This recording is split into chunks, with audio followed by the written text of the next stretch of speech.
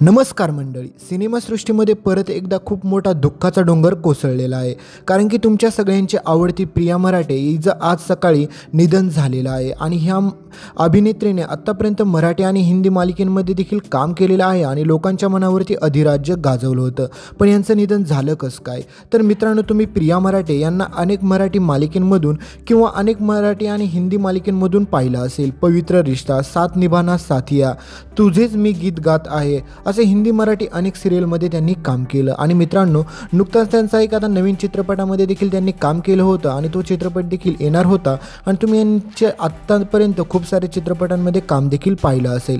पण मित्रांनो, प्रिया मराठे यांचं आज सकाळी 6 वाजता निधन झालेलं आहे, ते पण मुंबई या ठिकाणी.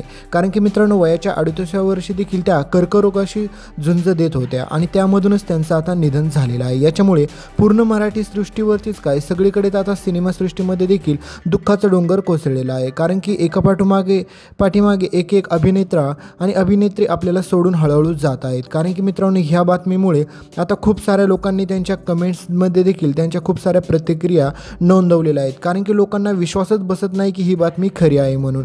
कारण की एवढ्या कमी वयामध्ये जर आपल्याला एवढे चांगले असे अभिनेत्री जर सोडून जात असेल तर लोकांचं म्हणणं खूप वाईट आहे. लोक म्हणत आहेत की हे असं होऊच शकत नाही. पण मित्रांनो, ही बातमी एकदम खरी आहे. आणि तुमच्या सगळ्यांची आवडती प्रिया मराठे यांचं कर्करोगामुळे आज मुंबई या ठिकाणी निधन देखील झालेलं आहे.